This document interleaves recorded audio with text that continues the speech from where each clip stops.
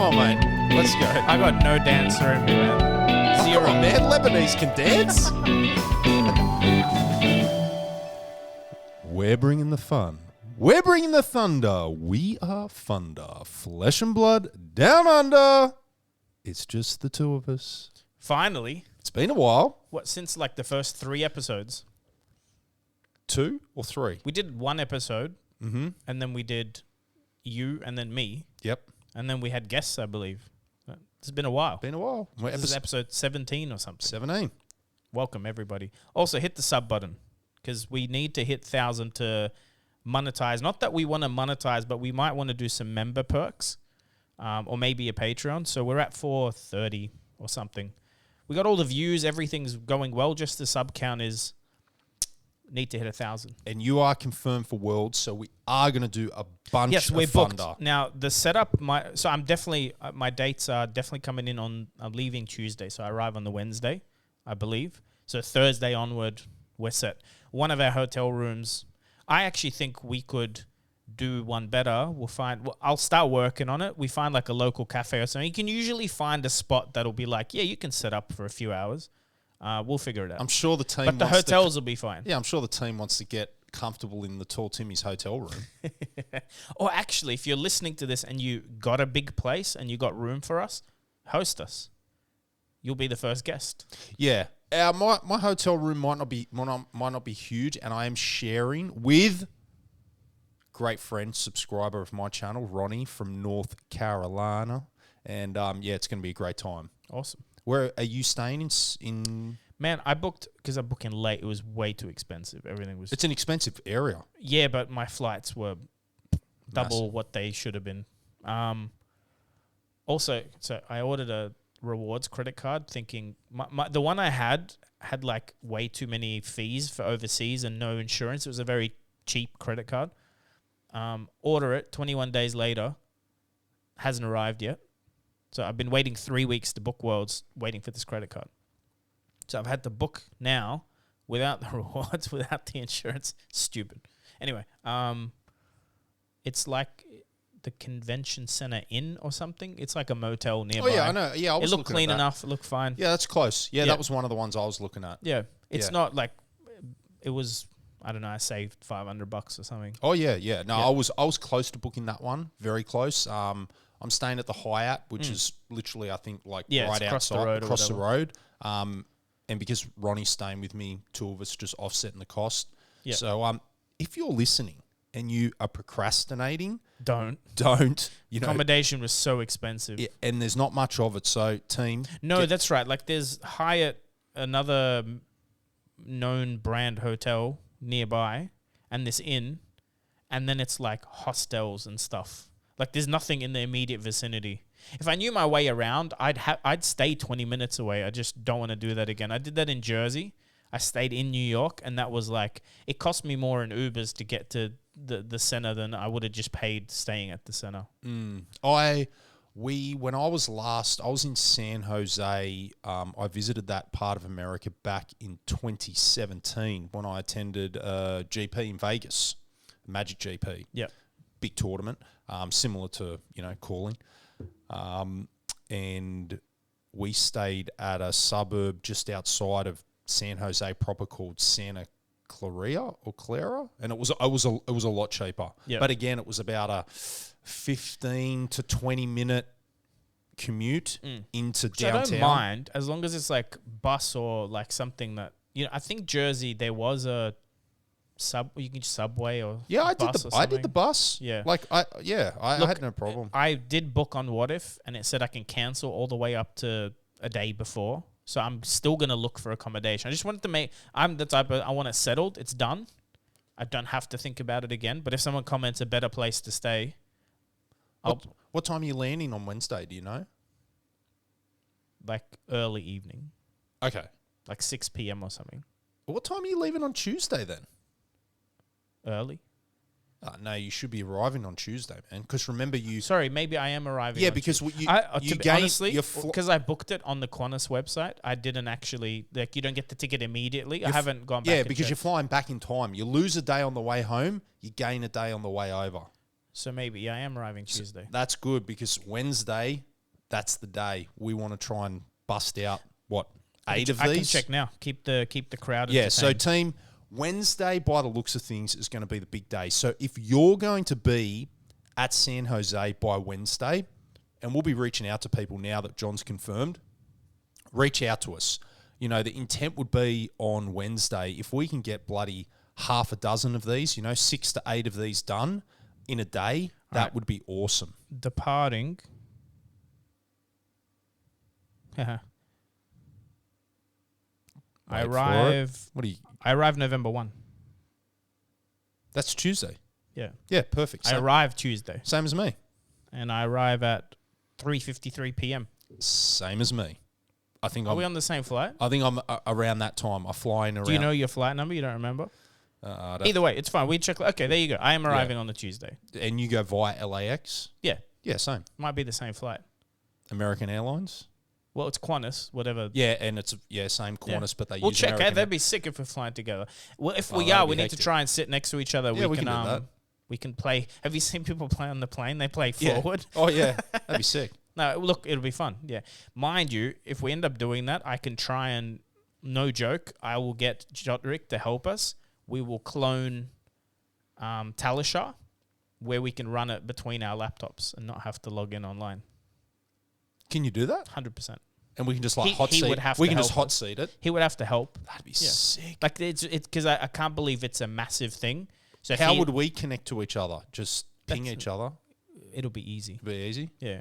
So even if we're not in the same seats, like next to each other, you could be on the plane and we could be playing each other.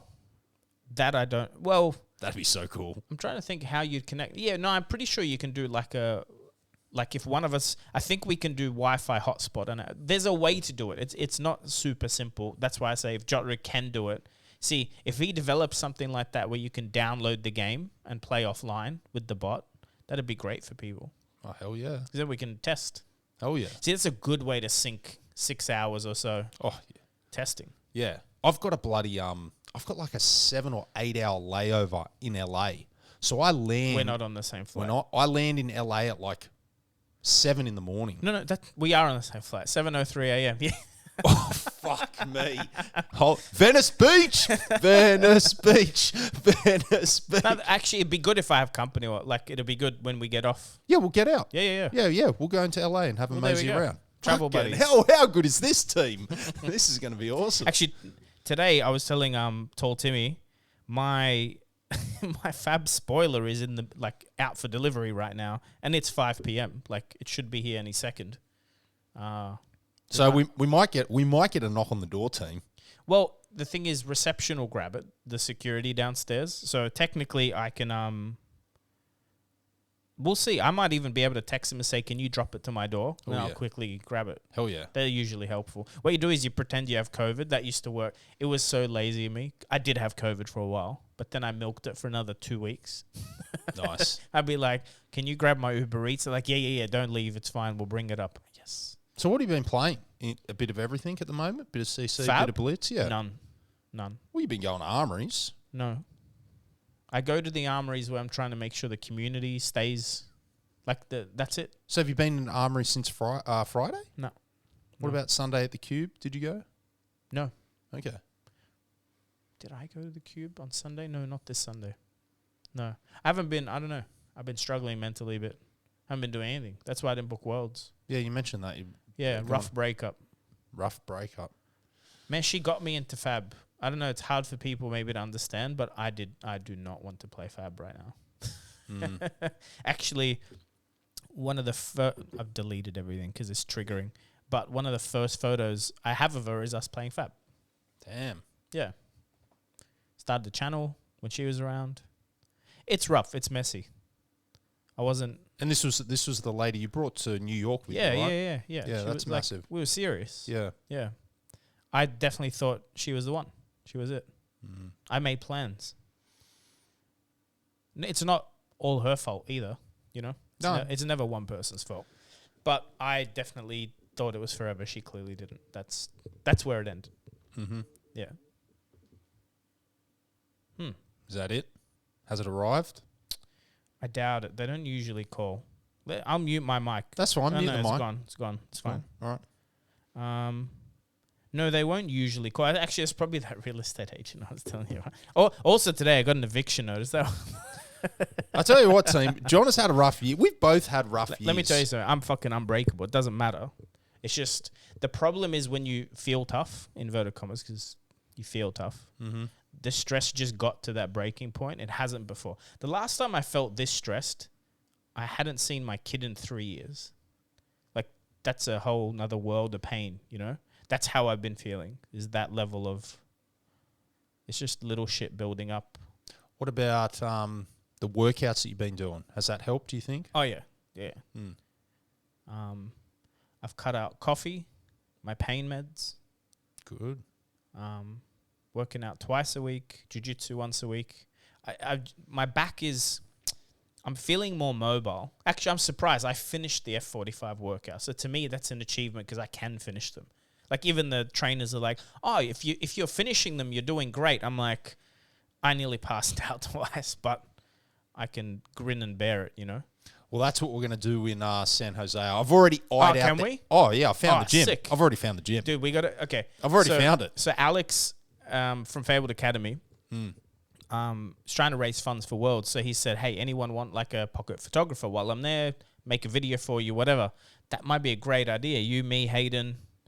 Nick Butcher. Yeah. Like get a bit of a crowd. Brendan Patrick. But we do like a motivational fab workout type of Yeah, I'm going to do a Twitter post. I was just waiting until we get a little bit closer. Sure. And I'll tag the gym, the closest It's an F45 gym, Yeah, I'm it's an assuming? F45. It's about, like from where the venue is, Yep. it's about 12-minute Uber. Sure. It's the closest one.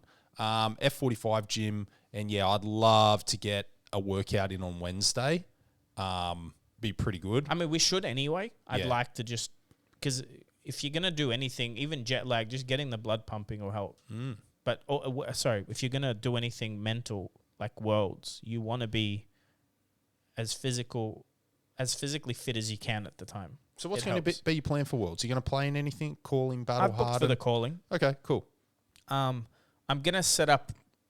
So we got invited to set up the Funder setup at Worlds on the LSS table. So I might actually just park my ass there, do random videos with people, unboxings. But I think I'll play the calling. Actually, what's funny is I'm trying to get my third extended art twinning blade. I've seen you bidding on them. I've seen you bidding on them. Because I've got two in slabs. I'm going to crack them, put them in my deck. I feel like having the gold fours, you know, I've never played against someone with an extended art twinning blade. Like, have you ever had a Dory go twinning blade and it's the full art tarot card looking thing? No. Oh, what a flex, right? So, yeah, I think I'll just play Dory.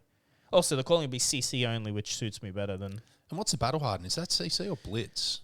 Whatever. I'm going to register for the battle harden. I think I'm going to take 2 CC decks, 1 Blitz deck, and just have fun. The battle harden's on the Sunday.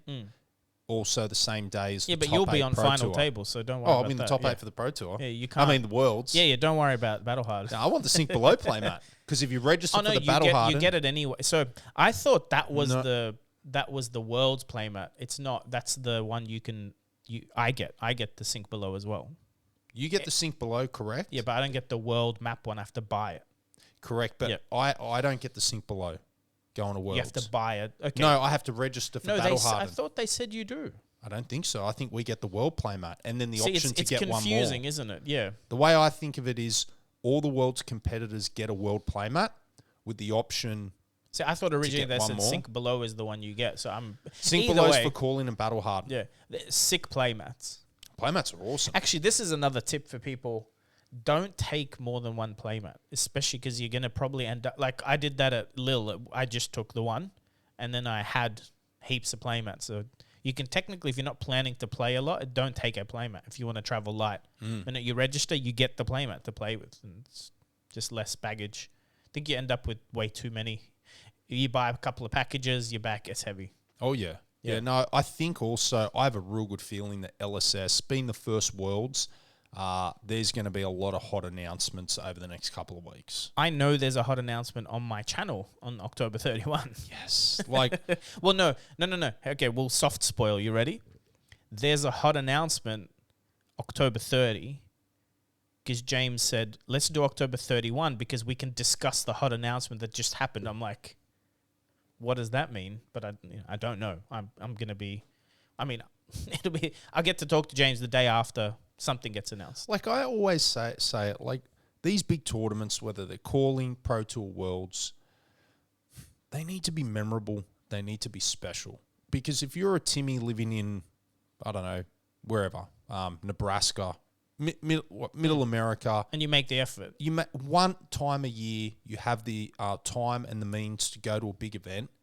You want it to be special. Like more so than your Armory or your local skirmish or your Proquest. You want to go to this event and just be blown away by the prize walls, the amount of on-demand events that fire, the side events, the cosplayers, the participation prizes, the whole, extravagance of it, okay? Like the sheer amount of people there, and then that Timmy goes home, tells 10 more Timmys at their LGS and go, you missed folks, you missed out. And then next year, they come with 10 more Timmys, and then over 5 years, these bloody tournaments have 5,000 people in them. That's how you build 5,000 player events. What do you Not think with the spikes, turnout will with be at Timmys. Worlds?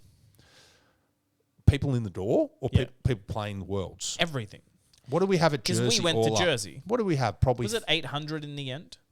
No. Or 600? That they mentioned a number like 600 or 800 that came through the door. No, it wasn't. It was it was over 1,000. Well over 1,000. There was like individual registered players to all events over that whole weekend was like 1,200. So my only point was, what are we expecting Worlds to Well, be? if individual registered players at Jersey was like 1,200-ish, plus maybe another couple of hundred that just came in and had a look. So let's just say maybe 1,500 unique people walk through the Jersey doors from Thursday to Sunday. Shit, I'd like to think we can hit 2K. Was it Vegas when Tails came out? That was big, right? Yeah, I think registered players. I think that was still bigger than Pro Tour. No. No? Because it was the first big US event after COVID, right? I don't think so. Here's what I would say. Like, I know we don't have a huge audience, but we get like 500-ish people on every episode. If you're on the fence about going and you're in the US, there's a good chance, and this is what I actually think the big announcement will be. I do believe Worlds is also the Dynasty pre-release. I do genuinely think that. I think that from all the letters, all you guys that are going to Worlds, that got that special letter that you'll be entrusted with your weapon in perpetuity. I really do think there's going to be a big Dynasty thing there. I do believe you'll probably get packs. I do think so. Listen, they just gave out previews like how many months early? Like a month early. Your preview it's a month before it comes out, right?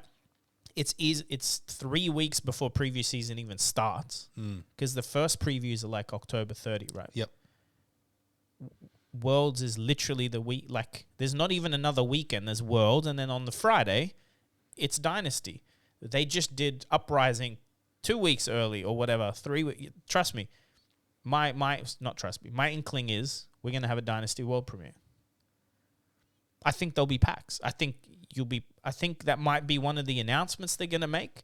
And I think the reason they're not shouting about it on the rooftops is maybe logistics, because Uprising, they had issues. They had all these events, and then When would they fit it in, do you think? I don't think it matters. If you know when you get there, you can go buy a box of... No, but if they were to run like a massive... you can't run a pre-release. It's not a draft set, right? So they're not going to play with it. But they might do the Chaos draft stuff, right? They might be firing. So imagine they're just running Chaos draft on the side where you get a WTR pack, an Arc pack, and a Dynasty. Or maybe better, they go Everfest, maybe 2 Uprising, 1 Everfest, 1 Dynasty, or 2 Uprising, 1 Dynasty. Like, that's... What I'm saying is there's a good chance, I really do believe, people are going to get their hands on Dynasty there. I have a feeling judges will get those as boxes, although you can't really get in as a judge right now if you haven't. But I think they're just not announcing it because they don't want to set it as Dynasty pre-release and then they have logistic issues. Because they did.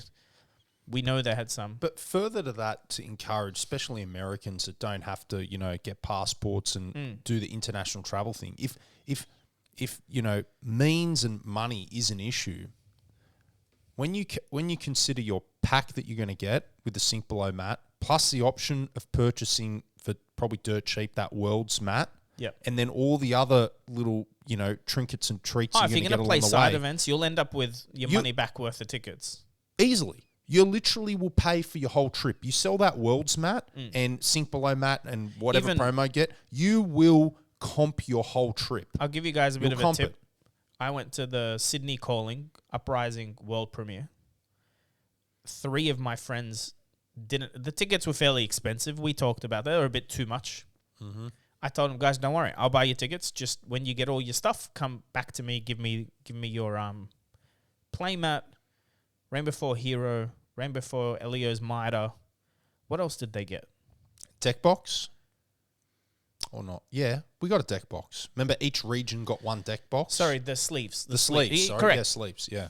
Before the event happened, I'd already profited from all of their tickets.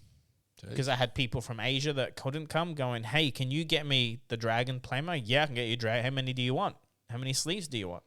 So I ended up buying more there and all of it at a profit. The reason I tell you this is even if 3,000 people turn up to Worlds, there's 30, 40,000 people that didn't. Yeah. And most of those would love to get their hands on it. So literally if you go price your trip at $500, list the kit up.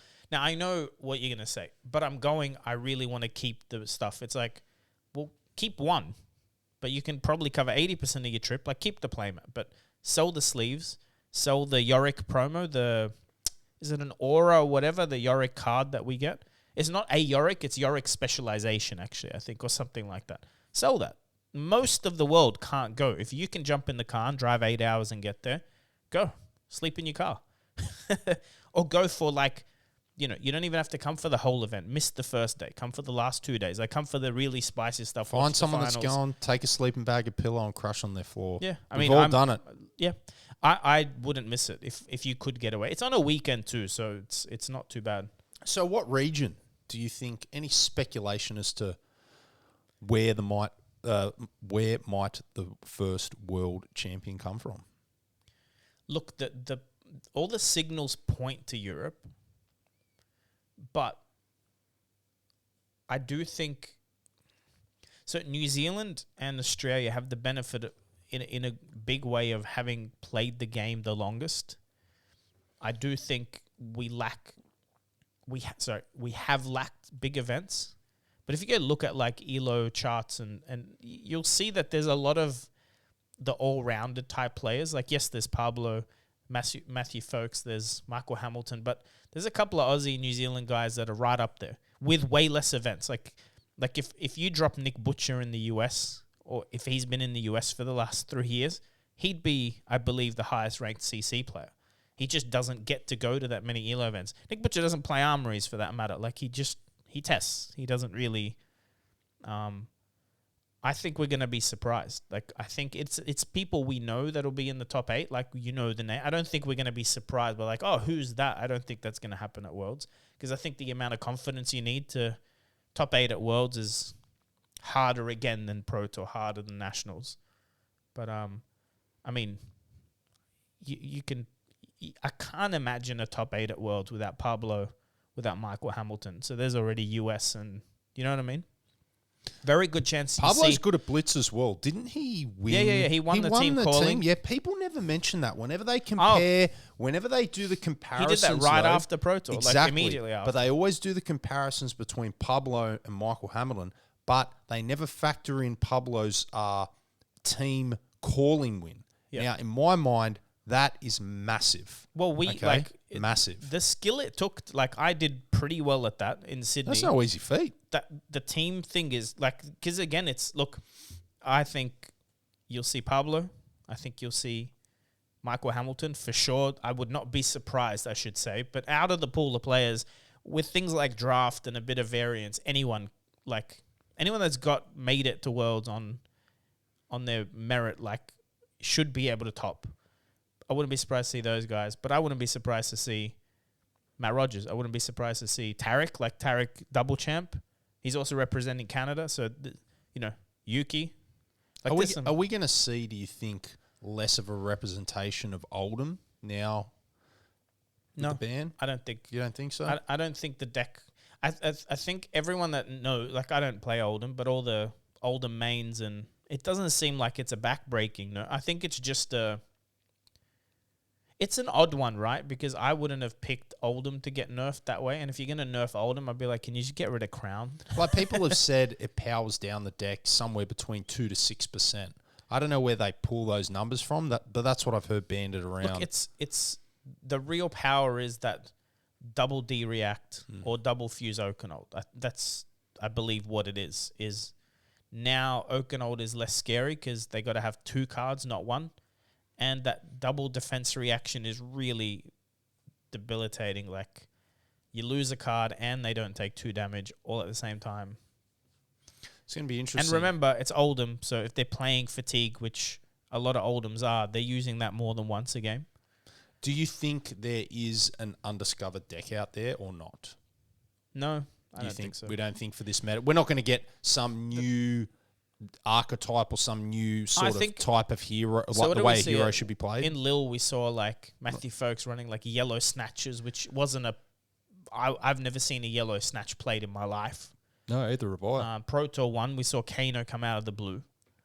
I think if you're going to see anything like that, it's going to be some top players on something like Dromai, which hasn't been performing that well, but I think it has that like really high skill cap. Like if you... But we're not going to see some weird and wonderful Lexi deck come out of the woodwork, do you think?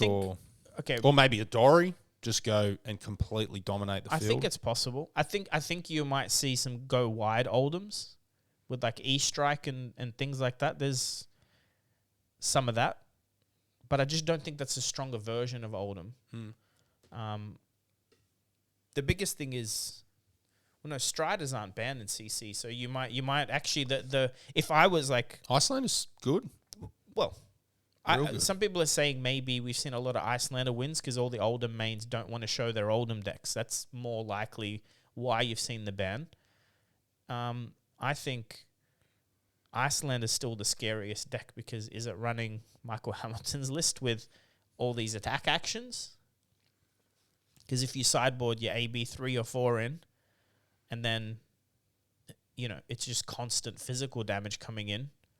If you side in all these blues and then, yeah, you know what I mean? Like you're drawing 3 blues at a time and he's forcing you to block with them. But I don't know how many times you can surprise people with that. Like also in a big event, the word gets around. But remember also, you're talking about the CC portion of it. I'm more curious about Blitz. I'm very curious I want to see... Because my opinions on Blitz, because we talk about that. I think Rhinar is probably the best deck in Blitz, and most people disagree. I've just seen what that deck can do. I just don't think it's popular enough.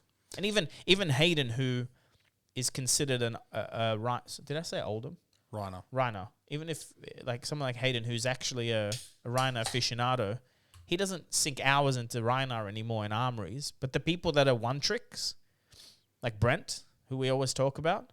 Man, I want him to do 5 rounds at Worlds. I don't want him to get like an invite. Like you just play the the Blitz portion. You know what we should do at Brent and the next Sydney event? Sit him down and you got to beat him. Like you get a pack if you can beat him. Yeah, the guy's a monster. He's a monster at his deck. Like it's not even like it's hard to explain to people, but he literally wins 95% of his matches. Like, it's very rare to see him drop a game. It's very rare. Rhinos crack like that. Like, I've been tweaking my version of the deck and feels the same. Like, I not that I've played in big events with it, but the limited paper playing I have done, haven't really dropped a game, and I haven't dropped many on Talisha either. And generally, the few that I have dropped, it's usually because I've done something silly. Like roll scabbies at the wrong time. No, just misplayed something. Just done something really stupid. I do believe Kano was the real deck in Blitz. Like Kano, I think just takes more skill and memory skill, like that not everyone can do. Like remembering a pitch stack or like there's some lines in Kano and some maths you have to do that is without reps, it's really hard to play. Ark was telling me like he won Italian nationals, Pietro. Yep. He's like, I haven't played Kano. I can't play Kano. Like, I know how to play Kano, but I can't just play Kano when I haven't played for 3 months. Really? Yeah, and he won nationals on Kano. He just can't. He can't just jump in and go, I remember every line. Wow. Because you got to calculate blind probability of pitching a blue and what you might hit at the top. Mm-hmm. And then you got to calculate, okay, +1 for this, +1 for that, damage, and you got to calculate against their AB. So your plan all changes. Then it changes based on how many blues you think they're holding. Like, there's a lot to it. Yep. It's not just like right now where it doesn't really matter what the opponent's doing. This is the line, which forces them to put cards face down. And you know what I mean? Like, it's not Rhino. Rhino has complicated lines, but Kano is so much information minus all the stuff you might have to remember, like people, playing ragamuffins and putting stuff back on top with Potion to Deja Vu. Like, I think Kano's the deck, but it's no longer the deck. Like, I think Kano with Storm Striders was fairly unbeatable in Blitz under the right pilot, with the right pilot, And then, by the way, it's the proof's in the pudding, for us anyway. And I think we had the highest skill level Blitz calling in the world. That can be argued. 3 dev teams in the top 4 teams. The 3 players in the room with 11-1 records were Jason Chung on Kano. He beat all the Oldhams with AB5. I don't know who he lost to. I think he did lose to one Oldham. I think that's what he lost to, which was another dev, which I can tell you they probably played that much 1,000 times. So, and then there's an Oldham that went 11-1. And then our friend Brent. Was that Nick Butcher that went 11-1? Nick Butcher. Yep. And which, again, no slouch, Australian national champion. And then Brent on Rhino. That tells you 2 things. Rhino is a good deck. I think people that do tier lists that put Rhino low. They put him very low. But have never played Rhino should stop fucking making tier lists about hero. No, I'm serious, because people do the same with Dory. I'm like, I'm a Dory simp, sure, but like, you put Dory at B tier, like, buddy, I Pro Toured 6-2 CC record on Dory. I only lost to Oldham. What do you mean it's B tier? At Nationals, we had a 6-0 Dory. Dory's won a Nationals, I think. Argentina or something. They won a Nationals. I know that for a fact. Like, what I'm saying is, if you don't play the deck and you don't have like, I'm not talking about your testing partner playing Dory against you and you always beat him. I'm talking about, do you have a high level Dory player around you? Be careful rating that deck, because you're just putting your own perspective on it. Representation's always hard too, because if people perceive Dory to be B tier and a big tournament has 300 people, but only, whatever, 10 people are playing Dory, but 55 people are playing Oldham. Yeah, well, obviously. Yeah, no, but this is what I'm saying. That's what I mean. Basically what I'm saying, the stats always aren't indicative of a hero's power level. They're not at all. And also, we've got 2 drafts. So that's, I think, we've got 2 drafts as well. Like, if you want to be up there in that top 16, I think you're going to have to go well. You're going to have to win a draft. By the way, I think the player that wins Worlds is going to 6-0 their drafts more than they are going to go undefeated in the constructed. Do you know what I mean? Like, your best bet to win Worlds is to know you can 3-0 drafts, which is much harder, really, because there's a lot less under your control. These drafts are going to be savage. They're going to be so hard. You know what worries me a little bit? When I say cheating, I'm being very loose with the word. Like, I feel like some of these pro teams might have already agreed, look, if we're all at the same table, or like if one of us, one of you takes a hit, hate draft the fuck out of this, and I'll do this. You know what I mean? That's the issue. Again, that's more of an issue in Flesh and Blood that can be exploited over, say, a Magic draft. Because a Magic draft, it's a little bit more convoluted because you have to stay open for longer. It's a bit harder to force. Yep. There's 10 times more archetypes. But like you said, if you have 3 or 4 of your buddies on the draft table, and you've had a discussion, go, right, we're forcing this hero, we're forcing that hero. But not even, I'm talking more, you've got someone who, like, I'm not going to name names, because it's not something I think people are doing. I'm saying, if you sit down and go, my teammate is rank number 1 in ELO or in the country or whatever at sealed or at limited. He always wants to play Fi. What I'm going to make sure I do is hate draft wizard stuff. I'll build a Dromai deck won't touch fire. Even if I'm across the table and it doesn't matter, I'll make sure any wizards at the table suffer. Or I'll just make sure I'm going wizard to make sure. Do you understand what I mean? Because I can scoop to him later. Like that kind of mentality I do feel exists. Already. Maybe. Look, you know how I feel about all these concessions. Oh, it's still happening. There was another one That was recently. I'm like, sit the fuck down. I'm not naming names. Sit the fuck down. Don't celebrate. Yeah, see, let's not talk Don't about celebrate it's very a prize split win. And you know our opinions are different. Okay? Our nationals was decided by that. Come on. No, exactly. sorry, the battle hard, not the national. Yeah. Sorry, Nick wasn't the nationals. Nick won the nationals. But the battle hardened was so late they were kicking us out of the building. They prize But split. there were even we can't say any names here, but there's even... We can, but there's a few. There was even some nationals that weren't decided by conceding, but... There were concessions along the way, were many. a lot of concessions I don't along like the way. that. Yeah, so... I don't like that. Even though our opinion's a bit different with concessions, I'm a bit more favourable towards it. I still get very confused when I see a winner, but they didn't win.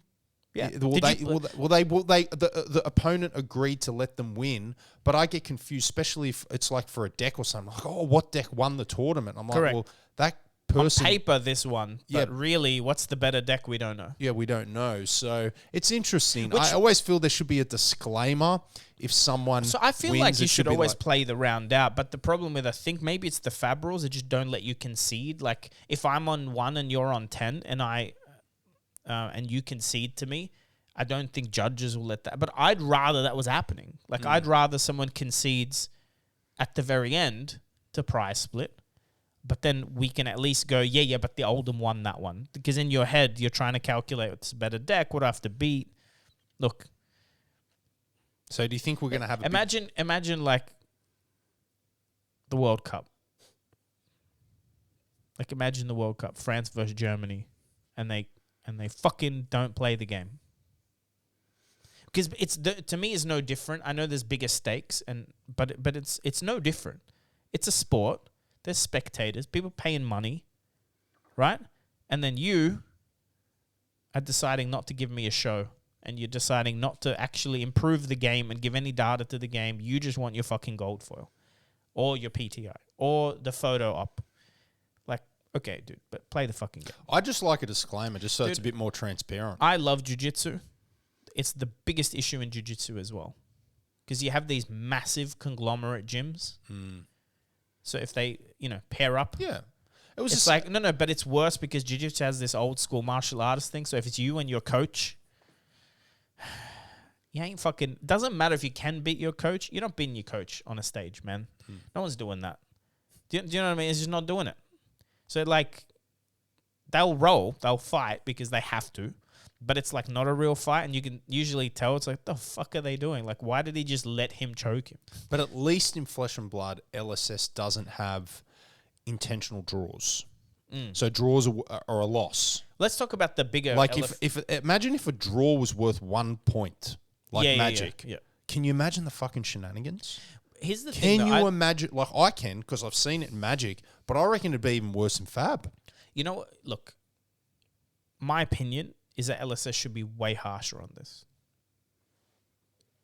There's rumors going around. One of the nationals, there were concessions and bribes starting from round 1 all the way through. I had to contact LSS about it because I heard the rumor. They're like, oh no, we're aware, but there was no evidence of it and we don't think that happened. I'm like, okay, as long as you're aware, because I don't want this shit to like happen. Like, I don't want to hear about it in 3 months. Someone got banned or something they did 3 months ago. Like, deal with it now. Let the repercussions happen if that actually... But sometimes investigations do take months. No, but they're not investigating. Okay. So it is a rumor, right? But the rumor itself is the problem. Forget the facts for a second. If there's a rumor of that, if there's any... Like I've told you, I've been at a Proquest where 2 people got up and walked out before I had even shuffled my deck. Come on. Like, friends, no friends... We're here to play. But we've already said they can concede. They're not breaking any rules. I'm saying I wish it was a rule. Yeah, I know. Because we're still, it's like playing games. It's not what's the most efficient way to win a gold foil game that we're playing. We're playing a game. If you can beat him, beat him. If you can't beat him, good. You shouldn't win. Don't agree with you there, but I do like, again, I don't know if we have the numbers. One way we can avoid scooping at ProQuest is if you've earned a PTI through a ProQuest that season, It trickles. you're no longer eligible to enter in further ProQuest for the season. I would like that. Magic did Mind the same. you, Magic did the same. Yeah. You win it for this season. That's it. You don't come back. Yeah. So you can't attend. And what you top should be eight. doing, like if you're in a team, is now you can deck build and coach your friend. You Yeah. can even go But and we help them saw out it- mid-round. Like there's a lot you can do if you want to advance your team that doesn't involve you conceding to them and carrying them to the top. But we Also, saw that. We saw small ProQuests You know what's with whole funny? teams in top 'Cause 8 scooping people some up. some of this comes from the same people. It's the same names that we know that both complain about burnout and too many events in a row and also won 3 ProQuests. It's the same people. But if you were good enough to win, I'd be winning ProQuest. Listen, but I'm saying, but these are the same people complaining about burnout. Like some of them are the same people. They both, like it's the same person has tweeted both opinions. They've won 3 ProQuests in a season, and they also tweeted that the events are too close together. Like you could have taken 2 weekends off, buddy. Do you understand what I'm saying? They want the gold falls. They want the cash. But then don't complain about the event because actually for you could have won ProQuest weekend 1 and had 2 weeks off because you don't need. Now, you can, and you did, and you're good enough to. Kudos to you. But you can't also complain about the events being... You can't have your cake in it. Yeah, I understand. Like if you want to grind these things, you should not complain about how many of them there are to grind and how often they happen. Oh, mate, if this sort of EV was in Magic, they'd be grinding they just wouldn't stop. If you could go to a tournament every weekend in a 1 month period where you and make $2,000 a weekend. And make $2,000. Oh God, you'd have 150 Magic players at these tournaments. Which I think once Magic players catch on, especially in some of these smaller regions, Australia being one of them, some of our ProQuests were not. My mate couldn't believe it when I told him. I said, "Dude, there's Flesh and Blood tournaments. I can show you where they are." He was an old school Magic grinder. You know, I said there's 10 people. Yeah, I said there's I said 12 to 14 people at a bloody ProQuest. It's a gold foil. Yeah, I said, mate, you can win a card worth $2,000. And he's like, oh, how many people are there? Like 100? Dude, I said like 14, 20. Yeah. You know, he's just like, what? Are you serious? I qualify for the Pro Tour and get a potentially $2,000 prize with only 10, 15 people there? He just thought it was absolutely incredible. He's Which like, what the speaks hell? volumes for like the fab prizing and economy. Yeah. It's a good thing. It is. Yeah. That's another thing. Because, You've got to be by the careful. way, if those events had 150 people at them, the gold foil would be worth more. Because they're much harder to get now. Do you understand what I mean? Like, the values of our gold foils are already good. This is where you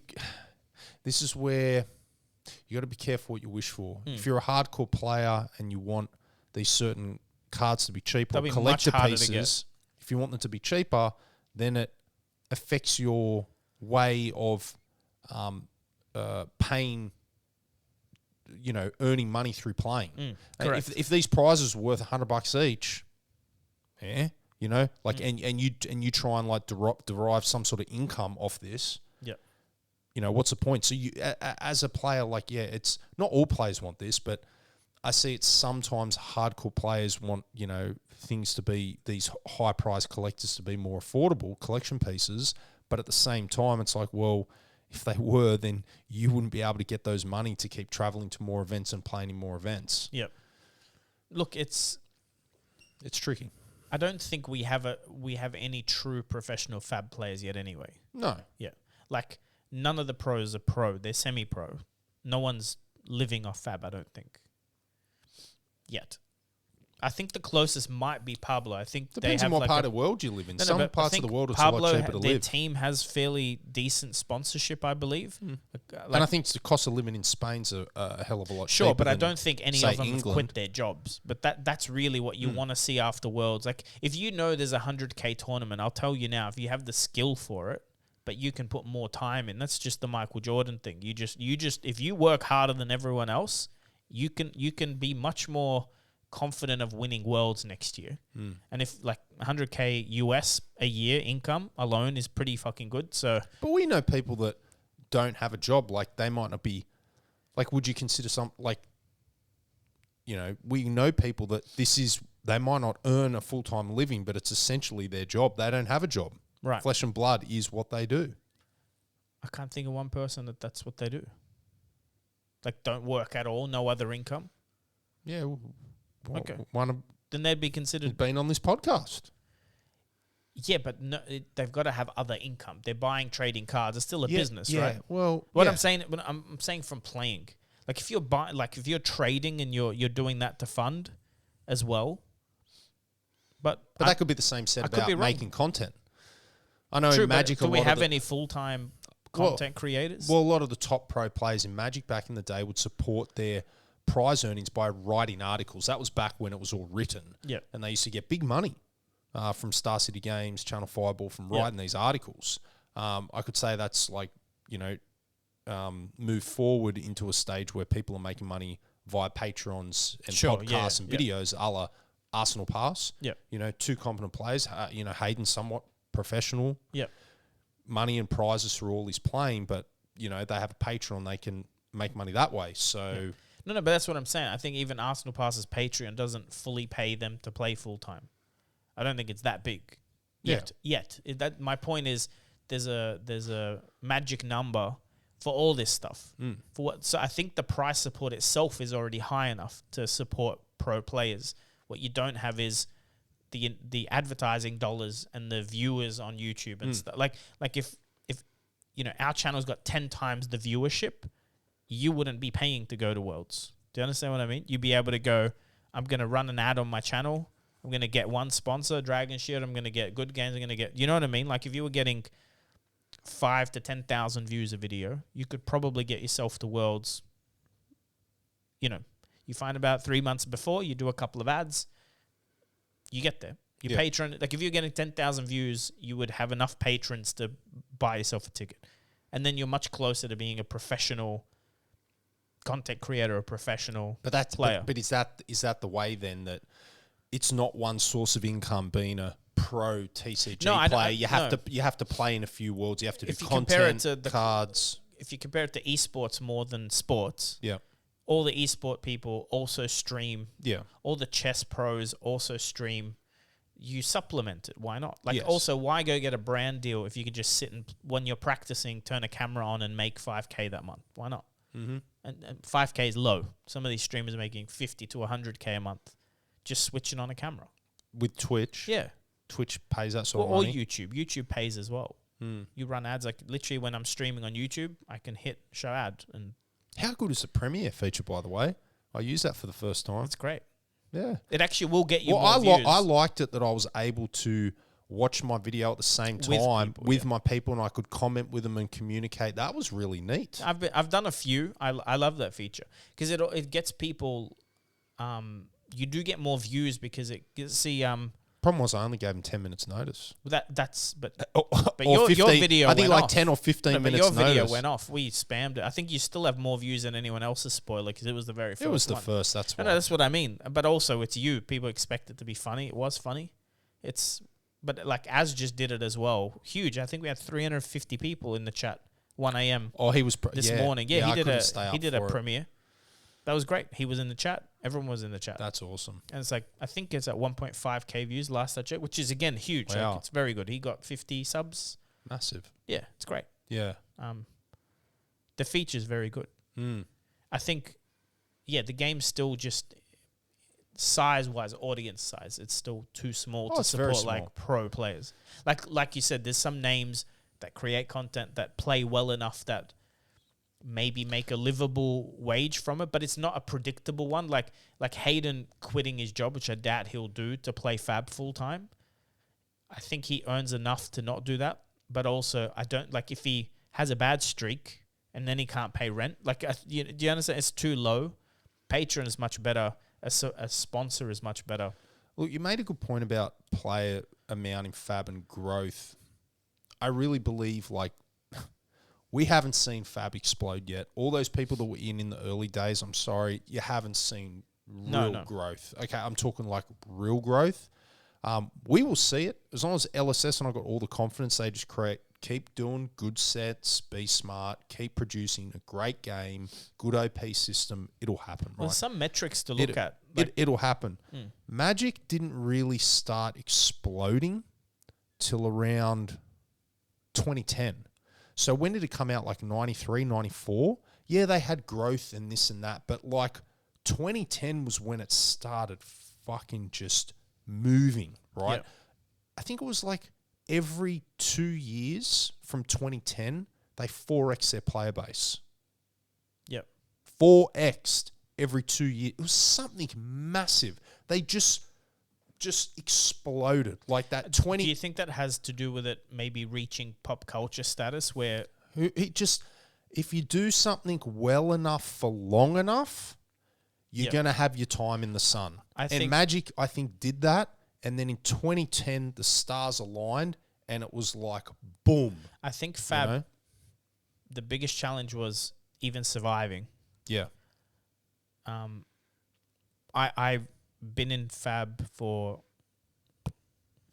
over a year. So not super long. I think I started right after Monarch. So the first thing I would notice was like the Learn to Play on Tolarian's Community College had like 30,000 views. DM Armada had about 12,000 views. I remember those numbers because they're some of the first Fab content I consumed. I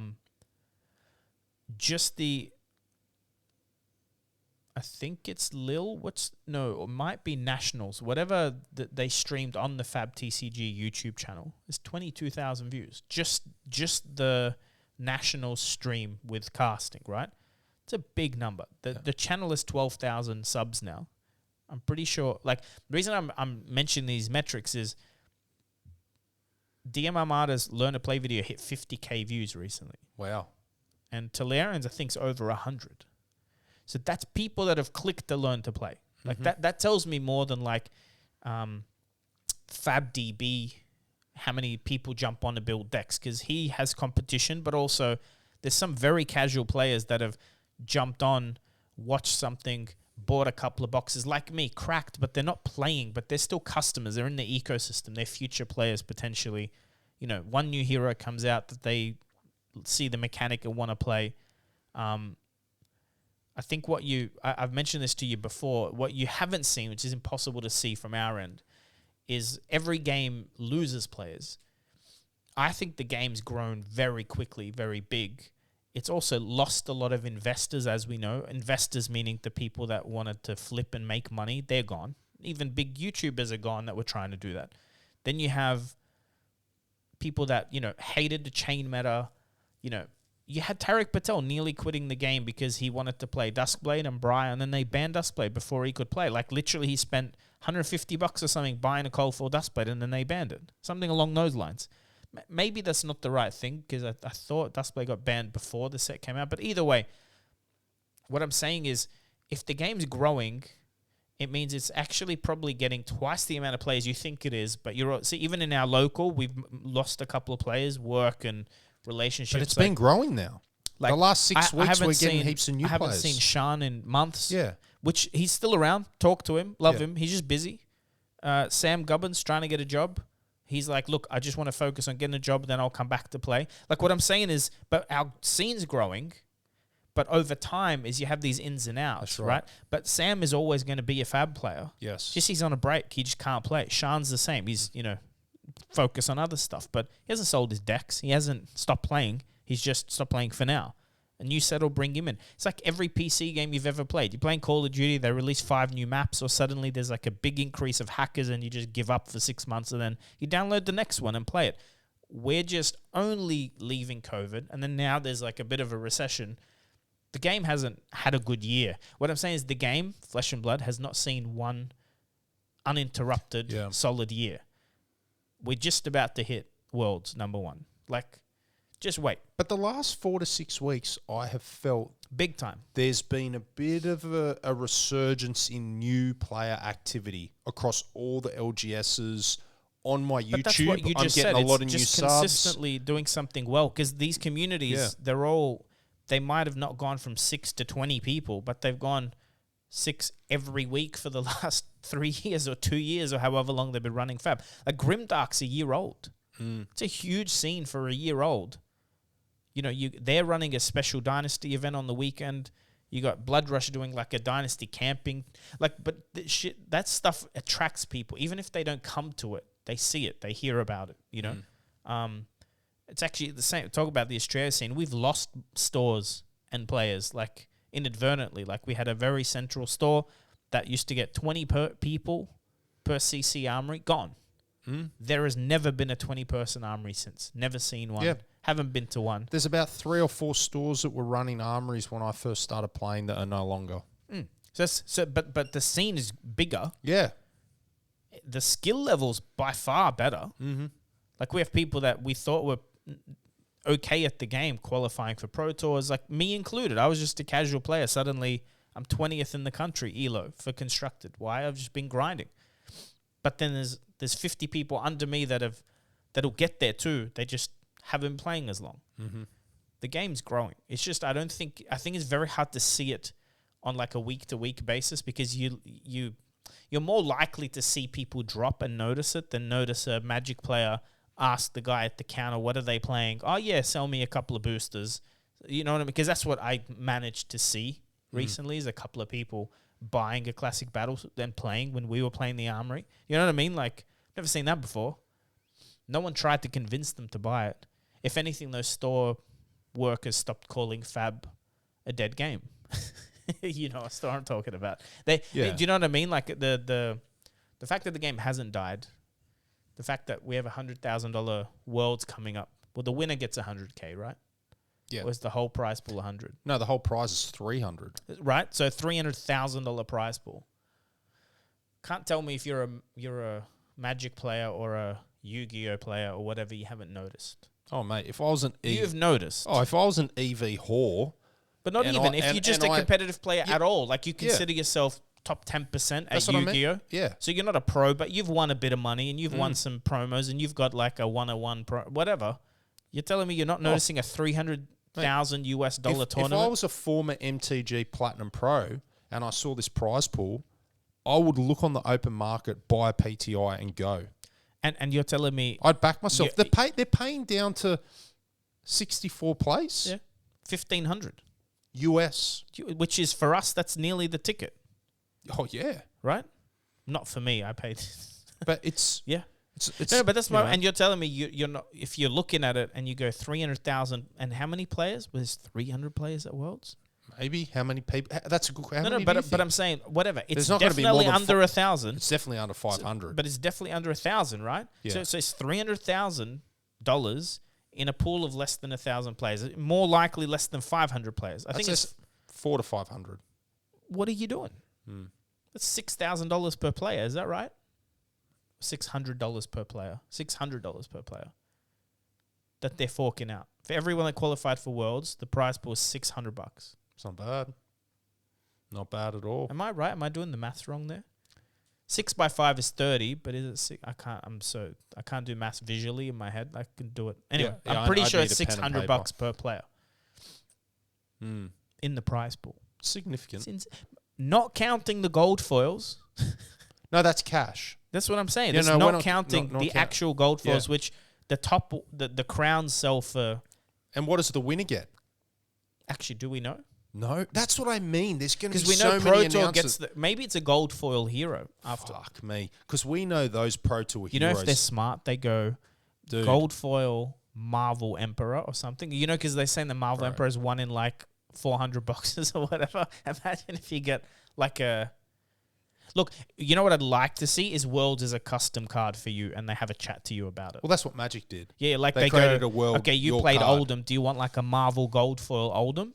Do you want an alternate art? Like what I would actually want is like a completely alternate art Dory. Like go back to the original artist and go, we want Dory holding the Dawnblade or whatever. Like a 1-of-1 legal Dorinthia alt art.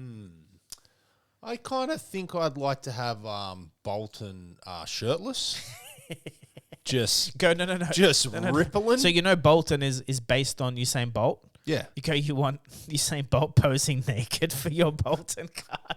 That's what I want, James. But can you imagine it? Like the hero cards, right, for Pro Tour, those suckers, big money. Look, yeah. What did the first one sell for? I heard. Well, the rumor is 30,000 US. So 300,000 plus. Plus, I would imagine 50 on all the gold falls, 50, whoever 60, wins, 70, whoever 80. wins will probably be able to be the first pro player. Like there's already sponsorship offers in Fab. You can't tell me if you're a marketing manager for Dragon Shield or whatever, you're not eyeballing who the top 8 of that event are, right? Yep. You can't tell me you're not thinking, if you're Game Genix or anyone that's interested in the game, going, hey, you can also probably immediately get a job at LSS that probably pays pretty well if you're the world champion. I'm just saying. Speaking about sponsorship, yeah, great friend of the podcast, Phil. Who? Phil. Who? Mackay, not McKay. He had a great idea for sponsorship. He said, remember in the car ride up, Durex. For you, yeah. That's he thinks it'd be phenomenal. Not only should Fab players protect their sleeves, but they should protect their most important asset. So, you might not want to get that thing slabbed, but at least Durex can protect. There's a Saint Hung joke in there somewhere. God, can you imagine it? Can you imagine if a player actually got sponsored by Durex See, this is the and thing. walked around wearing Durex shirts? For a period of time, I Unbelievable. sold sponsorships for a living. Really? Like 40, 50,000. Yeah, so we'd cold call businesses. I spoke to Michael Dell from Dell Computers. I pitched him a sponsorship. It was for events. Like you call and go, we've got this event with 500 CEOs coming to Malaysia. We want, $40,000. We'll put you here and you get a delegate list and it's like a very expensive call list that you'd get for your money. It was dodgy, but you did get what we promised. It was just very hard selling. I didn't last very long. I don't like that style. The point is, I would do that immediately if I thought I could for Fab. But you just can't with 3,000 subs and like you can, but there's like a point where they go, they don't want to write you a $500 check, right? They want to, like, if they got a $50 million budget, like Durex probably has millions of dollars worth of advertised budget. They don't want to spend the time to buy you one ticket. No. Does it make sense? That's the issue. Now, if you had, again, 50, 100,000 subs, 10, 20,000 views, if you're getting 100K views a month, 200K views a month, there's a different conversation. Yeah, they want to cut you a $25,000 check. They don't want to waste ideally in their time. head, they don't want 5,000 transactions, partnerships to deal with and transact. That's as you can imagine. You work in corporate. At some point, it's too small, and that's the kind of thing.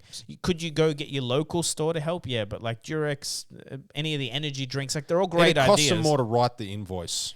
To be honest, that's unless you know someone. If someone knows someone, like they're in that world, like if you do gigs for a living and Durex sponsors the gigs, like the festivals you do, because I think they do that kind of thing, and you know the name of someone, that's a different thing. Send that to Tall Timmy. Go, this is the lady's email address. Send her an email. That's different because they might go, that's hilarious. We'll write up an ad for that. Here's the ad. Put the copy in your video. Make 4 videos a week, and we'll write you. We'll pay your tickets because they'll do it out of humor, but you do need the person. You can't cold call. Like if I cold called that, like they'd never heard from me before. And I go, look, I play this game you've never heard of in an industry you've never heard of. It's a very funny joke. It is. I think it's very good. I think that's actually the video you could make, like sleeving your cards, but all sexual innuendo while it's G-rated. Like it'd be so easy to do. God. It'd be so easy to do. Well, I'm pestering a certain American beer manufacturer. I'm pestering them. I'd love a PBR sponsorship. I comment on every one of their posts on Twitter, just hoping and praying to the Fab gods that they'll sponsor me. These are things. It's networking. You just need to find someone, and then it's easy. I believe that's how Dragon Shield exists. Is I think Matt he's a distributor in New Zealand. I think he has a relationship. There's just an easier way in the door than typing an email. Yeah, if you can make a phone call to your distribution manager and go, look, who's the person that deals with this? It's easier. Also, they're very good at the game. I'm not taking away from that. I'm saying if I tried to get a Dragon Shield sponsorship for Pablo or for Michael Hamilton, it would have been much harder. And they have a new team member now. I forget his name. Crenshaw? No. Very good player. You see his name all the time. Yeah. Very, very good player. Is it like a European? I'm trying. No. I think I'm pretty sure. No, the name. He's US based. Yeah, he's right? US based. I don't know. I'm having a blank. Anyway. Yeah. But I recognize the name. He's always pushing top 8, top Always. 4s. He's always up there Yep. in the mix. Just hasn't had a big finish. So let's talk about your Twitter poll. That surprised me. I did not expect that. What did you expect? Because it was pretty even, actually. I did not expect. I expected it to be a clear no. By the rhetoric I've seen the last few months, everyone's been talking about who's the best player.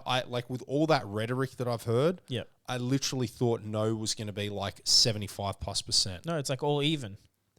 But essentially, yes, higher, and stop projecting is the same.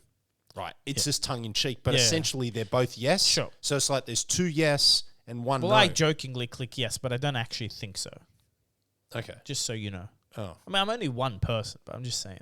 Every vote counts. But it was still, I didn't expect that. Well, let's talk about that because I think it's interesting. I just don't know if we'll tell people what it was first. So sorry, the poll is if whoever wins Worlds, yes, will you consider them the best player in the world? Even if they've never had a top finish. Yeah, they've never won a calling. Is that the only metric, basically, is how your question is? Is that enough to call them Worlds winner is the best player, full stop? Whoever they are. Yes, no, and stop projecting, meaning because you've never won anything big. If you win Worlds, that automatically make you, right? Yep. The answer seems to be yes. That would be like people's opinion. I was trolling when I hit yes, but it's not. Yeah, I am. I don't believe so. But I think it's also, if it was chess, it'd be different. You know what I mean? But this is like, there is variance. Like at the end of the day. But this is a gauntlet that we have not seen. Sure. But I think the question is the answer. Like, I don't think if some unknown person wins it and goes on a tear, like you go back and watch their games and go, okay, he didn't match into any Oldhams, which is his worst matchup. Do you know what I mean? And like, because we talked to Phil. Phil had a crazy CC list for Lexi, dominated all the armories here. And when I say dominate the armories, we're talking like that RC crew armory is pretty hard to beat. Hayden, Roy, Phil, Nick are all in that armory, right? They were playing a stupidly good list, and there was 3 of them on it. They all didn't do well at Pro Tour 1. Then Yuki... But there was no draft for Pro Tour 1. No, but here's what I'm saying. But Yuki did much better on Lexi as well. She's much better known for playing Lexi than these guys are. Their lists were similar. I'm like, what's the difference? And he showed me the matchups. Like, we went through it. And Yuki is probably a better player. Like, she definitely has more accolades than Phil, Nick, and Fu, who played the Lexi list. But when he showed me the differences in matchups, that variance level, and especially early in the day, it's very, very hard to go. If you gave someone like Roy the same matchups Yuki got, I believe he'd have the same result. That's my belief. Because he's a very good player, but he can't help that his deck definitely loses to these specific decks. You know what I mean? In that case, I think it was Oldham, and she dodged Oldham. So, by the way, I'm speaking off the cuff. I can't remember every matchup right now. I'm just saying, if you get the same deck in a high-level player's hands, but they... So you're saying someone could... Like, let's say we're literal twins, and we play the same deck, and we've played the same amount of Fab, and we play exactly the same elo range, same everything. We're clones. But we get different matchups. The result may be different, but right? what you're then saying further downstream is... What I'm saying is more relevant, whoever wins Worlds, what else have they done? If they've only ever won Worlds... But I think can't luck sack through draft, No, CC, but I think the correct blitz, answer was someone else's answer. They said... I think I'd be watching that player very closely. Kale. Kale, I like that answer because that's what I would be doing. I'd be like, whoa, this could be the best player in the world. Did you know who the fuck Pablo Pintor was? We all know now, right? What about that young kid out of America, that Cody kid? Brody? Yeah, he's a freak. He could easily win it. I beat him in Pro Tour. Oh, did you? Yeah. But nice let me explain the difference between How old is he like? 16. So he's younger than young Ryan? Oh, yeah.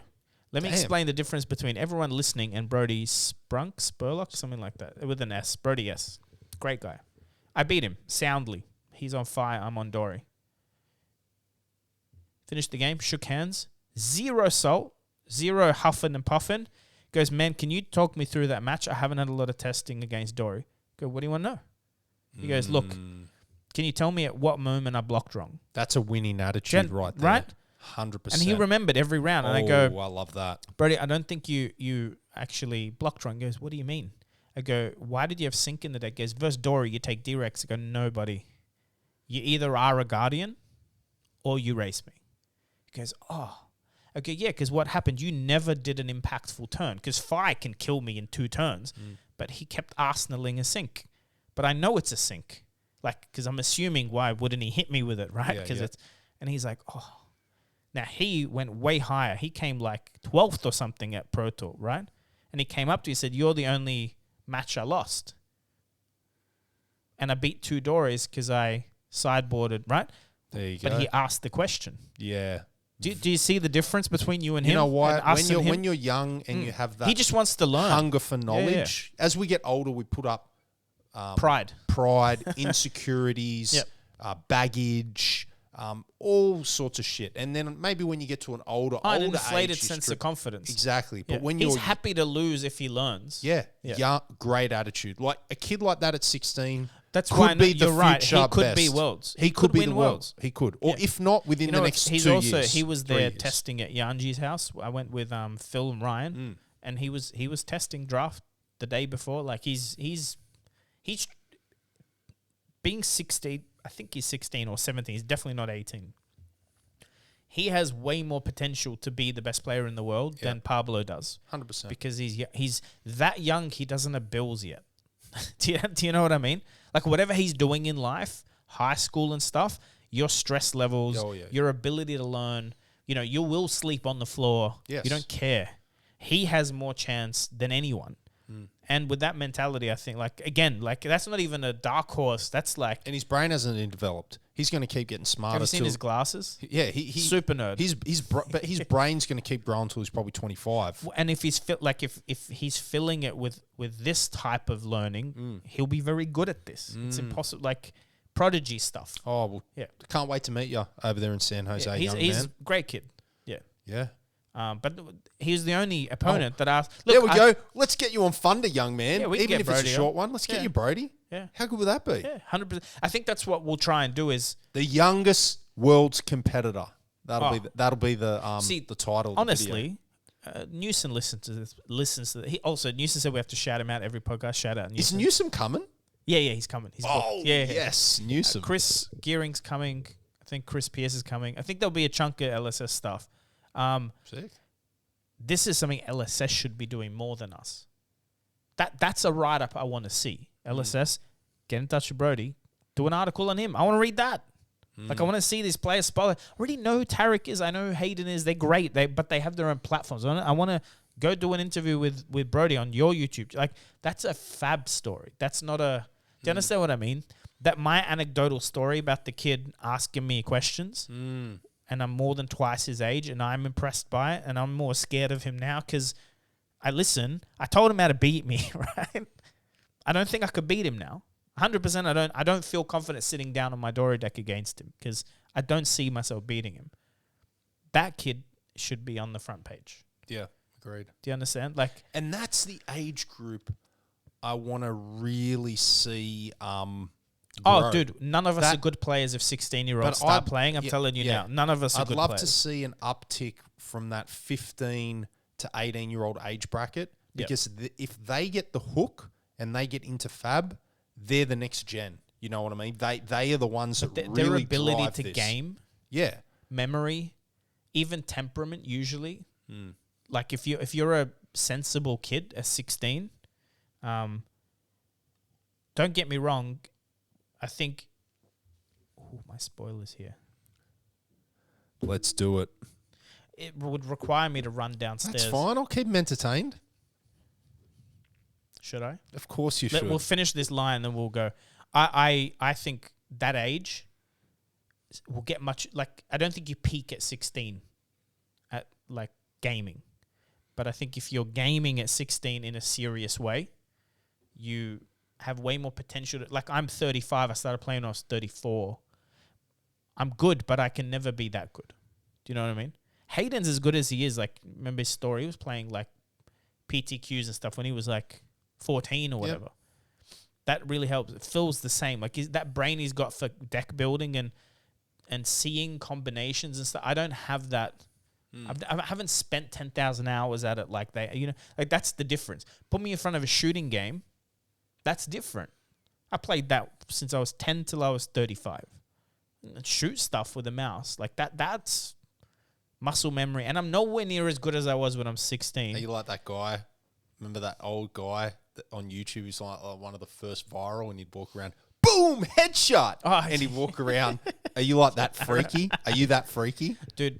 Back in the day, I have a couple of clips from back in the day Counter-Strike. I think he was a Canadian guy. Yeah, no, I know who you're talking about. That was and he'd walk up to girls and go, "You like my macros?" And his like hands would be like, "This is like old school videos." But what's his name? I'm trying to remember now. Hell. People will remember. And very boom funny. headshot. Yeah, the boom headshot guy. Yeah. I used to like, because you talk shit when you're that age, and your friends think they're better than you are, and you're like, look, I'll play the sniper, the AWP, unscoped. I'll put my hands down. You put your hands on the keyboard and mouse. I'll kill you before you kill me. And I could. Like, my flick shot was insane. Just, you're not thinking, you're just reacting. But I would put my hands down. They get to start, and I go bang and kill them. What game was that on? Counter-Strike. Oh, Counter-Strike. Yeah. It's twitchy. Like you're not really aiming at this point. You're looking straight there over here, and your brain just remembers exactly how much to flick the wrist and click. And when you do it thousands and thousands and thousands and thousands of times. Nowadays, I'm nowhere near as that good. But if I jump in, you can still own the average I'm above player. average. But you can still like go on a public queue and just I've been rack playing up the a kills. little bit of Overwatch 2 with my siblings. Like the opponents, like I'll go Soldier 76. I think 76 is his name. He's like the Overwatch has all these different characters, healers. I got no idea. But Soldier is the one that's just got a gun and shoots it, right? Like Counter-Strike style. You don't have to zoom in, nothing. It just shoots. I think I had 21,000 damage, and the next person under me had 6,000 damage. Just go off, aim for the head. It's reflex. But again, you see like pro players now. See, it's different. I think chess is the same. Like grandmasters from like that are 35 years old now, and then ones that are 14. Like you can see the potential they'll overtake. And the ELO ratings in chess have always gone up because they have more tools and better computers. And it's the same. The graphics are better and sharper. Your computer's better. The internet speed's better. Like when we used to play, it wasn't great. You just made do with crappy monitors. And what's the highest ELO in Fab now? Has it hit 2,000? No. Is it 17 or 1,800? Okay. I'm sure there's a soft cap on it because I think you can only go as high as the amount of players in the pool. I don't think you can go up infinitely. Right. Because there's a set amount of points, I believe. Because if you win, you get 20, I lose 20 or whatever. It's an exchange. Mm-hmm. So I think you can only go up. Also, they just inject more as more players come in. Well, everyone that comes in gets 1,500 points. Right? You start at 1,500. So that's every new player. But even new players don't matter. It's people that play rated events. So it's a much smaller pool again. Like, I don't think there's more than maybe a couple of thousand people that have ever played a rated event. But we'll see. It's a flawed system unless I think every region gets similar access to events. Yeah, I don't think you can. Yeah, exactly. That's not how you rate the best player in the world. I don't read too much into ELO yet. I don't. Unless you showed me world only ELO or something, where, you know what I mean? But then look, to be honest, and this is going to be very controversial, the only way to really rank the best player in the world is off something like Talisha, and that should never happen. Do you understand what I mean? Like, if every player got into Talisha and you record it... No, but Jotrick even tagged us when he said I'm removing stats because I think he understands the logic in not doing it. Because also I think Fab will crack down on that. They go, wait a second, don't start doing ranking and ELO and matchmaking. Like, it should be a tool for practicing. That's it. The minute you go past and a good tool. Polished, it's amazing. Smooth... Yeah. But listen, exactly the best tool you can make. I'll tell you now. James might hear this before. One of the things I plan to talk to James White about is he should adopt Talisha as the official client. He should go, what can we help you do? We'll send you the art early. Sign an NDA. We'll send you the cards a month early so you can start programming it. So on launch, you can go Dynasty release on Talisha. But in exchange, we want to make sure this is used for recruiting, focus it on new players. why go build? So I know for a fact James has thought about building an app, a learn to play app. I know it's on his radar to do. He knows it'll be a great recruitment tool. Why build it? It exists. And I think it's very good. I'd rather see LSS save money and resources and go, this is a talented team. Offer him a contract. You know, do you understand what I'm saying? One of the most successful digital things that Magic ever did to bring in new players, it was around 2012, I think, that they started it, maybe 2011. It was called Jewels of the Planeswalkers, and it was a way to play Magic on Xbox. I think it was Xbox or PlayStation. I think it was Xbox, Microsoft. You could download it, and it was a very watered-down, simplified version of Magic. So it didn't have all the rules, all the cards, but holy shit, did that bring in a lot of new players. Because if you got the game, downloaded it from the Microsoft Cloud, played it, you were able to go into the LGS and get a Jewels of the Planeswalker promo.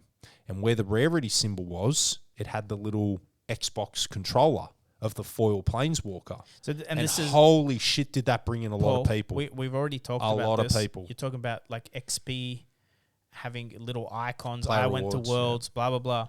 I would love to see that on Talisha. I'm all for that on Talisha. Give me a little, like, do you know what I mean? LSS is behind No, it. but what I'm saying is you can just force that. There's no point of hoping, because Jodrik's amazing. He loves the community. He's a judge. Like, he's great. And I don't know the whole team, but it seems like they're all just fans of the game. They are. A couple of them reached out to me. They're awesome. So there's nothing, like, if you're both passionate about something, right? Clearly, they're passionate about Fab. LSS is very passionate about Fab. They've made very specific moves, like changing the name from Flesh and Blood Online and the icon to not disturb LSS, because they have no ill will. They're not trying to cash grab from using it. That's potentially a match made in heaven. You go, you've already built the client. We don't fully agree. We never would have built the client like this, but you've built it and people love it. That's the main thing, is the people like it. So why don't we have a formal agreement of how far your limits stretch and how much support we'll give you? And I'm talking like money support, like LSS giving them a contract, going, here's X amount of dollars per month to help with your costs, put a full-timer on, get the stuff programmed early, fix these bugs. But again, you can steer it then and go, look, we want it to be less competitive, more casual. So you know what? There's an option to turn the chat off so no one can be salty or toxic. You know what we're going to do? We're going to make sure that at the end of the learn to play, it links you to your local store with geolocation. We're going to, like, let's add the classic battle. Let's add, because the best part of having an online client would be the day Dynasty comes out, I can go test cards, right? And that you can only get that from LSS. Only LSS is going to give you the stuff early enough for you to test. You know what's even bigger? That would be the best thing here. They have people that test professionally in the office. From what I understand, they mainly test in paper, but they also use TTS, and they use TTS exclusively during COVID. If you, like, as in the corporate world, Talishar would be the testing tool. Why build it? Go, wait, someone's built us a testing tool. Let's just buy them. Do you know what I mean? Like, let's just go, what do you want for the tool you built? Because our devs would like to use it. Do you understand what I'm saying? I'd be well on board with LSS acquiring it. But no, I actually would rather they don't acquire it, because let it be a fan thing. But I would 100% back it up. I'd offer exclusive promos to them, to their Patreon. Like, I would go we embrace it. Everyone loves it. As long as we agree that we're not going to cross, like, this rule and that rule. But at some point, LSS has to make money out of it. No, but the way you make money out of it is you embrace it. Yeah, but you go but once we get million plus players, John, you're going to leave a lot of money on the table. No, but let me explain what I'm saying. A lot of money on the table. The only monetization for Talishar right now is their Patreon. Yeah. That's not how you make millions of dollars. No one, you just won't. No. The only way to make money on Talishar would be selling sleeves, selling backs, selling full art of cards, right? It's a prescription, or you pay a monthly fee. Will never happen. $20 a month. Will never happen, shouldn't happen right now. Yeah, unless LSS owned it. No, but, okay, if LSS owned it, different thing. I'm not suggesting that. My suggestion is LSS go as far as they can without owning it. Offer them exclusive stuff. Allow them, like, here's my point. I don't want to see it sold. I don't want to see anything. So I don't ever want to put a credit card in on Talishar online, because that is when you have a problem. Do you understand what I'm saying? You still, the way Flesh and Blood works is you want that credit card swiped on new product when it comes out. You do not want people's wallets going off the paper, off the Flesh and Blood product. That's my opinion. I believe James would share it. I don't think he wants any money going towards digital product. So either you buy it and use it as a vehicle to recruit players into your store, or you support them, make it way more polished, like as an advertisement for the game. I think it can coexist. I think Matt as a monetized issue, maybe. Yeah. Look, but then they would have to own it. Yes. I don't think you let, or you charge them royalties. You go like, I think it's fine the way it's rolling along. I'd like first off, I'd love to see the gem account thing expanded. I'd like to see avatars on our profiles. I'd love to see badges and achievements. I'd love to see more player rewards. You earn a certain amount of XP in a 90-day window, you get sent a card. Yep. Or it gets sent to your local LGS and you pick it up from there. You get to nominate your local LGS on your account. That is... I've got many ideas. Like we talked about the XP should be... I'd like to get my 3 XP only in the one LGS. Because I'll still go to others, but I think it's... I don't like this grinding thing for XP where it's the same players going to 10 different stores. Some of them which I really don't want to support, but I go because they're running a skirmish. Like, I'd rather be able to tell... Like, you know why? Because we just had a Nationals run by what may be the best LGS in the country. I don't know. I don't go there on a weekly basis. Was the most terrible fab event I've ever been to, including Armories. Why is that happening? I bet you if you made people... democratically put in what stores they think are the main flagship stores, maybe that Nationals would have been different. Because maybe that's not the store that gets, doesn't have 50 or 100 regulars while another store does. Because in Sydney right now, that would probably be Grimdark would be the biggest store. Yeah, but just because you can run a lot of events with 20 players doesn't mean you can run a Nationals. I agree, but what we had at Nationals is the problem is it might be a great LGS, but I don't think that LGS was in a position to handle the Nationals. Yeah, not I even agree. close. No. But what I'm saying is, if players pick their local store as more of a vote of confidence, like if it's shown in a way that when you pick your local store, you're not just saying, this is where I go, you're saying, this is my preferred store to be recognized by LSS. Then you'll see a different thing. Because then you're like, well, I play in all these stores, but the best experience I have is actually Wollongong. I might put my thing in Wollongong. I might put it in Blood Rush, even though it's nowhere near it's not my closest store, but I would consider Blood Rush my local. Like for the last year that I've played, that's where I've played the most. I just think there's a lot of scope with the gem account. I think, and relatively low cost. In my mind, doing all that stuff minus the player rewards, okay, that's something on top. But just all the badges and milestones and all the creative things you can do on there, it'd cost something, but I don't think it would be that much. What are you going to talk about while I go downstairs? Don't you worry. I'll keep them entertained. They said it's here. Because I texted, I texted them and go, I'm on a video call. I need the box of video. Can anyone bring it up? They're like, yes, you can come down. I'm like, either didn't read the message or you're ignoring me. I'll go get it. Shouldn't take more than 5. Don't worry. We're going to get first reactions of a second spoiler on Thunder. We'll keep Now, I've never seen it. I don't have a PDF of it. Awesome. See, they didn't send PDFs out this time. No. It's coming next week. This is the first time I'll ever see my spoiler. So your PDF's coming next week? I've never seen my spoiler. I'm about to see it now. So why are they sending the PDF? They usually send the PDF before. That's what I asked. I said I'd really like it as early as possible because I'm flying out. Another reason why I hadn't booked, So are you going to reveal? Now? Yeah. No, but we're going to get our reactions on camera. All right. Go down and get it. Don't worry, team. Peer pressure's a bitch. What do you mean peer pressure? Yep. All right, give me 5. Sorry, guys. While the cat's away, the mouse will play, team. I'll tell you what, team. It is going to be my mission to get that card revealed right now. I'm going to... No, I'm not allowed. I have a date. Oh, you're not allowed? No, it's the... Oh, okay. Mine's the Fine. Fine. All right. We can't do that. But that's what my mind was getting up to.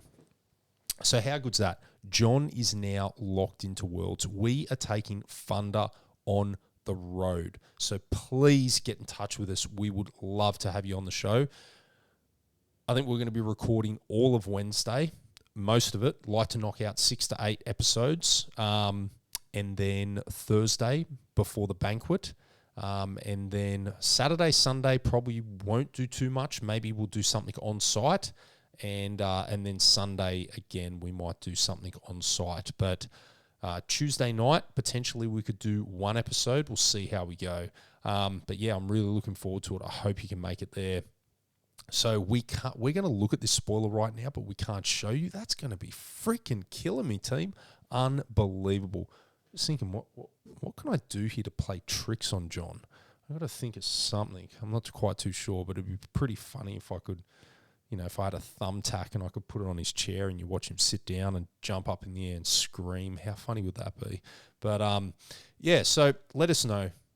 Put in your comments. Let us know what sort of episodes you want to see while we're over there in Vegas. Nominate people. Is there someone that you'd like to see on Thunder that you know that is going to Worlds that you'd like to see us have a chat with? Remember, these aren't just interviews we do on here. We have conversations. We don't really we don't like to curate this too much. It's more just free-flowing discussions, and we just let it go where it goes. So if you know people that would like to, if you know people that would enjoy that and want to be a part of it, let us know. Big shout out to those that have already got in contact with us. I'd really like to have a wide range of people on the podcast, from cosplayers to pro players to backpack traders. Some people that are into the collecting and trading aspect. I'd like to get all sorts of people on the show. My only ask is, if you want to come on the show, you really need to commit 90 minutes. Okay, we might be done in 60, but just try and leave yourself 90 minutes. I know we don't have much time over there, and you probably got very busy, but if you can give us 90 minutes, if you can just book out 90 minutes of your time, that would be ideal. But yeah, we'll do some short ones and some long ones because we understand people might only have a spare hour, half an hour. Yeah, so let us know what you want to see. Other than that, looks like me and John are on the same flight. How good is that? I'm absolutely going to love flying over there with him, and I'm going to be so jealous of him because look at the size of him, team. He's going to have all the leg room in the world. So hopefully I can stretch out and, take up some of his leg room because he's surely not going to be using it all. And then what? Are we going to spend a day in LA together, have a bit of a bromance time, running up Venice Beach, and then doing a tag team workout in the outdoor gym? How funny would that be? And all of you fitness aficionados out there that are going to be in San Jose on the Wednesday, I'll be putting a tweet out very soon outlining the place that we're going to train at on Wednesday, the timings, all that stuff. And if you're up for that, be great to see you there. So yeah, that's where we're at. I'm going to plug myself while he's not here. Not that I do that much. Check me out, team, on the Tall Timmy's channel. We're growing like a weed over there. We got some massive giveaways coming up. I think we just drew our 1,500 sub giveaway the other day, and we're only about 10 subs away from hitting the 1,600 sub mark. And team, I've got some great prizes up for grab. I got that beautiful Eclipse playmat. So if you want to get over there and participate in that giveaway, comment in that video and have a crack, team. And then you never know, we might hit that 2K in Worlds, and that'd be really awesome to celebrate it over there. But between now and then, I'm just going to be trying to get a lot of practice in. I haven't focused on CC at all since Nats. I had quite a good run with CC over in Nats, but I haven't focused with it since. Probably going to have to change the deck up slightly. I don't really want to change it too much because it felt pretty consistent, but I might just change 1 or 2 equipment pieces and maybe 4 or 5 cards in the deck and then get to practice. I've just been focusing on blitz. A lot of you really like that 4-0 Reinar vlog I've done. And I am going to get a deck tech out there. I've had a whole bunch of people asking me, give us the deck list, give us a deck. So don't worry, I am going to do a breakdown of the actual Reinar deck I'm playing in Worlds. I'm not going to hide anything. Geez, team, who am I? So I'm going to put it all out there. So if you're coming to Worlds or you're playing in somewhere else, feel free to use the deck. The heart and soul of the deck, the backbone of the deck, I got it from a CC Reinar list, and then I tweaked it to Blitz and made some modifications along the way. So the whole premise of the deck is 100%. Is not 100% my idea, but I am going to share that to you. I'm going to explain to you the lines that I like, how I like to play the game, and how it's been very, very good for me in Blitz. Like really, really good. The win rate I have on it so far it's insane. Not saying I'm going to go 5-0 in Worlds, but I definitely will snake some wins. That's for sure. So look forward to that. I might even do the deck tech while I'm here at John's. We'll see how we go because he's got all the fancy setup, and I might as well use it while I'm here. And any second now, he's going to burst through that door with the hugest smile on his face, team. So what do we reckon? Mythic? Rare? Fabled? Legendary? What sort of card do you reckon he's going to get? I have no idea. So his spoiler date, did he say the 30th or the 31st? So that's literally like a day or two before we fly out. Whoo! I think it's going to be massive. Here he comes. Here he comes. Dun, dun, dun, dun, dun, dun, dun, dun, dun. Okay. He's putting it in the fridge, team. Can you believe it? What is this, an ice action card? I haven't opened it yet. All right, just so we're clear, let me get on mic and then we can be clear. All right. This is like a real spoiler, like I have a date and don't release it before the date. Can I have a bathroom break now that you're back? No, we're doing... Nah, Why, thank you. I'll wait till you're back. I don't know what he talked about while I was gone. I am worried. I'll have to rewatch it. If there's some editing... If there's some editing done, you know why. So,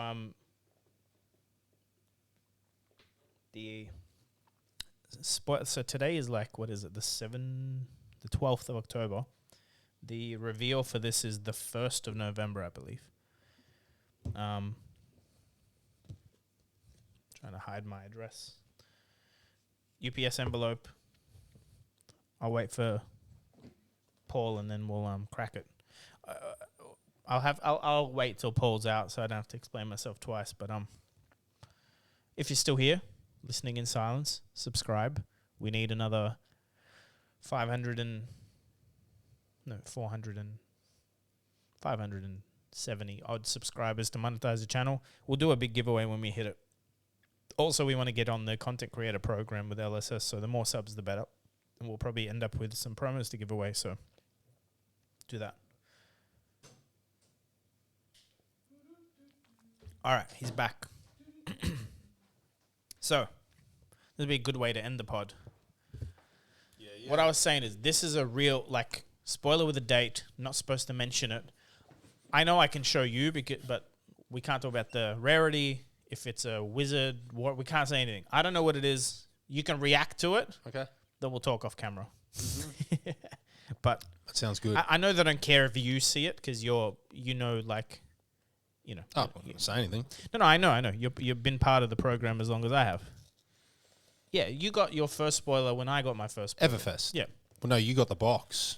Yeah, but like we had the same email of don't discuss, don't show the contents. And look, I don't think we're going to get in trouble for me showing you, but we can't even say I can't say what class it's for. The only thing I might do is if it's more than one card. No, I won't even say if it's more than one card because... You know what? I literally have no idea. This is the very first time. This is all that's in it. None of the black envelope. It's the normal. This is what you normally get for a spoiler. Oh, hear that sound, team. We all know what that sounds. Imagine it's just a random gold for a skull cap or something just to be... Oh, God. Oh, God. Wait. Oh, God. Oh, no, you don't understand. One sec. Jeez, let me see it. Is it huge? It's hard to tell. By the way, fucking amazing, but I don't know if it's huge. I have to read it again. Whoa, that artwork. The artwork is sick. Damn. Okay, I love the name. Oh, I love that. Whoa, we haven't seen that before. We've never seen that before. We haven't seen that type. Nope. Holy shit. I'm just thinking it's going to be amazing. So the goal is, while Paul looks at it and tries to understand it. Oh, that is spicy. It's very spicy. That is real. Damn. Just like, okay, no, I'm not Yeah, going yeah. to say anything. No, but playable for sure. I'm pretty sure. Playable, 100%. I think it just fits, yeah. But we'll see. We'll see. Oh, Look, gee, that artwork. So I have James White. The day before my spoilers due, he's on the channel. So I'm actually hoping to just discuss the making of my spoiler card with him. Whoa. Now that I know what it is, I'll have some questions. You know what? That new type. It's cool, huh? Dude, that opens up a lot of new design space, man, for a lot of heroes. That is very, very, very intriguing. Oh, wait a second. Okay, I'm reading this properly again. That's very good. It's very good, man. That's like potentially game winning for a certain class. Like that does what a class wants to do. And if you, it's like it's not a win con in the card, but it might win you games. Just off having that will win you a game, I think. Now I want to hang up the call and talk about this. That's very That's a good cool. way to end. That's a very cool. Well, my How long have we spoilers been going here. for? An Hour hour and and 40? 40. Yeah, that's good. Any last thoughts? Just hope to see you all in Worlds. And Yes. how many podcasts? I think we got 2 more before we fly out. So we're planning to bring Phil back. Yeah. Like The pre-Worlds, the week before. We got to get him 2 weeks before because remember he's going a week early because he's going to Denver. Which means next week. Yeah. Next week We already kind of talked about this, me and him. So yes, next week's probably Phil. We might even skip the week after. We'll see. Yeah, we'll see how we go. Although we'll see. Even it might look. We'll do something. If not, But stay tuned. We definitely will come back from Worlds with a lot of Thunder content as well as content for our own channels. But we're planning to record with you guys. So again, if you want to be in a pod, hit us up. If you can host us, if you're like staying local and you know you're in a big house or something, we might even come and do it at yours. But for now, it's in one of our hotel rooms. For now, it'd be good in our hotel room. People can just come in and out. I'm actually, what I'm planning to do, I haven't told this to Paul yet, I might exchange all of the mounts for the cameras with one stand with 3 heads on it. And that would make things, like, if you know what I mean? Then you put the cameras facing 3 ways. Perfect. And then we just need the rest can be on the floor and then we're good. It's actually just this stuff is a bit annoying. But actually with no desk, it might be easier because you just put the tripods up. And then the mics, we just hold them in our hand? We can do that. No, but you can put these on a coffee table. Doesn't Yeah, matter easy. what they go on. Yeah, no. Like we could literally go buy a little wooden table and we've if we got have to. I've got a table at mine. Me too. So Yeah. we should be fine. Well, guys, see you at Worlds. See you next week, really. Again, don't forget to sub if you haven't. And Woo! That was good. spoilers, man. Yeah, that's awesome, team. That's going to be a good set. Nice. See ya. Cheers.